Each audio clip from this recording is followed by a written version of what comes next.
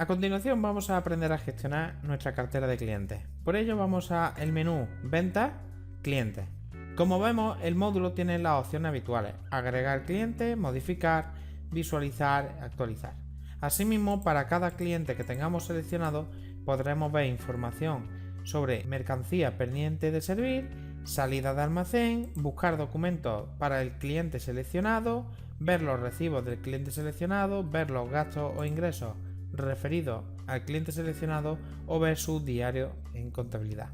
Igualmente podremos sacar informes sobre el listado de clientes o resumen de facturación, que veremos más adelante, exportar información en distintos tipos de formatos, gestionar el archivado de clientes para poder visualizar solo los clientes activos y poder ir archivando a aquellos clientes que ya no trabajen con nosotros, y personalizar el editor de clientes. Vamos a abrir un cliente para ver qué campos disponemos. Por un lado, el cliente va a tener un código que va a ser numérico, un nombre que es la razón social, abreviado, que es como nosotros llamamos o reconocemos a dicho cliente, un CIF-NIF, la dirección, código postal, población, provincia, país, información de contacto como puede ser el dos teléfonos, el fax o el email. En la pestaña Información comercial podremos establecer un agente por defecto. Esto indica que cada vez que creemos un documento de venta para este cliente, se establecerá que dicha venta la ha gestionado este agente. Obviamente, este valor podrá ser modificado en cada uno de los documentos, pero este valor por defecto evitará que cada vez que creemos un nuevo documento de venta tengamos que especificar este agente. Igualmente, podremos especificar también una forma de pago por defecto para cada documento de venta. Cada vez que creemos un documento de venta, por ejemplo una factura, a este cliente, se establecerá por defecto esta forma de pago. Y obviamente, para cada documento podremos editarla, pero nos facilitará enormemente la tarea. Del mismo modo que los anteriores, se podrá establecer una cuenta financiera por defecto para este cliente, lo cual indica ya por defecto en qué divisa vamos a trabajar con este cliente. Por ejemplo, este cliente se establece la cuenta principal por defecto, lo cual indica que inicialmente vamos a trabajar con él en euros. Y por último, una tarifa de precio, sobre la cual vamos a trabajar con el cliente. Por lo cual, cada vez que vendamos un producto o servicio a este cliente, se establecerá por defecto el precio relacionado con la tarifa que tengamos seleccionada. Además de esto, podremos establecer un descuento especial y un descuento pronto pago, que son descuentos al pie del documento, por defecto para este cliente. Y un riesgo máximo. Cuando el cliente llegue a este riesgo, automáticamente el programa bloqueará el cliente y no nos permitirá continuar facturándole. Igualmente podemos bloquear manualmente a dicho cliente.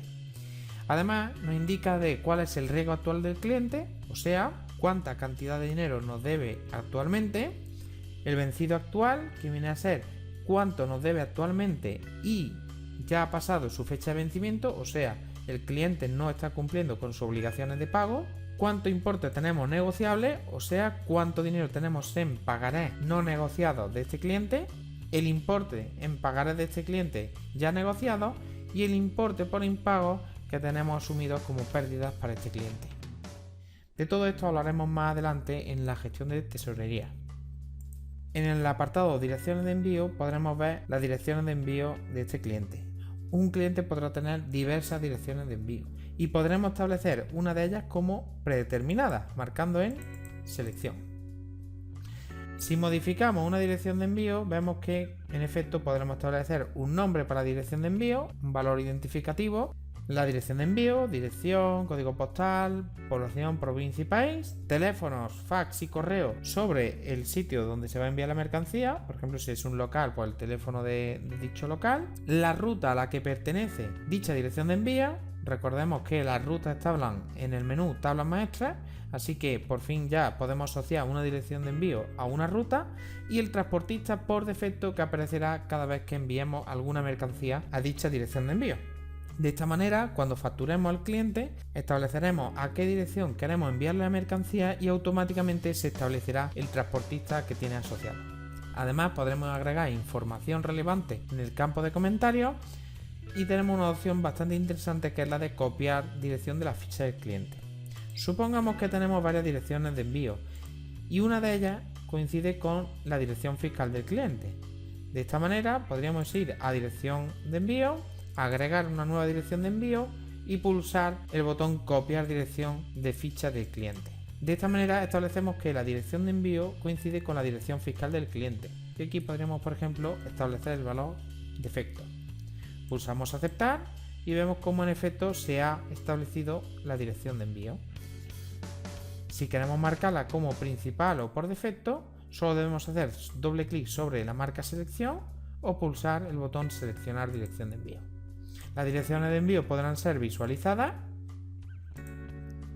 se podrán eliminar, se podrán modificar y podremos seguir agregando. Asimismo, podremos personalizar la vista de direcciones de envío, cambiando el tamaño de las columnas, el tamaño de la letra de la vista o seleccionar qué columnas queremos que sean visibles.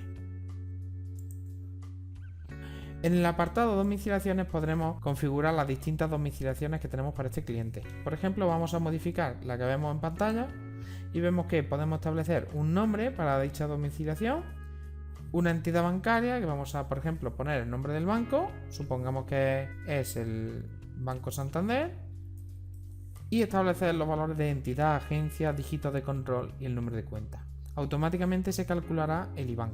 Igualmente podemos establecer el BIC. Si pulsamos sobre el botón que hay a la derecha del campo BIC, podremos encontrar una aplicación web en la cual podemos calcular el BIC en función del número de cuenta bancaria. Estas domiciliaciones las gestionaremos con fin de poder gestionar la remesa de recibos de DG Express, cosa que veremos más adelante. De este modo podremos agregar nuevas domiciliaciones, modificar domiciliaciones, eliminarlas, visualizarlas y marcar por defecto la domiciliación que va a tener cada uno de los clientes. Un cliente puede tener diversas cuentas bancarias y trabajar por defecto con una de ellas. Cuando se generen los recibos para este cliente, por defecto se va a establecer la domiciliación por defecto. Claro está, posteriormente nosotros podremos a dichos recibos establecerle domiciliaciones secundarias de este cliente con tal de que podamos cobrar la factura. Como pasaba anteriormente, esta vista es totalmente personalizable. Podemos modificar el tamaño de las columnas, modificar el tamaño de la letra o seleccionar las columnas que queremos que se vean. En el apartado contabilidad vamos a establecer información relevante a la fiscalidad del cliente. Vamos a establecer si el cliente es un deudor o no lo es. Inicialmente la opción deudor va a estar desmarcada e indica que se trata de un cliente que deriva de una actividad comercial propia. Por ejemplo, si tenemos un almacén de bebidas, pues puede ser perfectamente un restaurante o un pequeño comercio de alimentación. Sin embargo, si este cliente viene a identificar a una entidad la cual nos ingresa debido a una actividad no propiamente comercial, por ejemplo, un alquiler o interés recibido de un banco o otro tipo de movimientos, indicaremos que el cliente es un deudor y que los ingresos derivados del mismo no son derivados directamente de nuestra actividad comercial, sino de operaciones secundarias. Además, podremos establecer si el cliente soporta recargo de equivalencia. Si marcamos esta casilla, cada vez que vendamos productos o servicios a este cliente, se aplicará un porcentaje a las ventas en concepto de recargo de equivalencia. Igualmente podremos indicar si el cliente admite factura electrónica, para lo cual tendremos que especificar si se trata de una persona jurídica o de una persona física. Si se trata de una persona física, básicamente tendremos que introducir el nombre del cliente y los apellidos del mismo.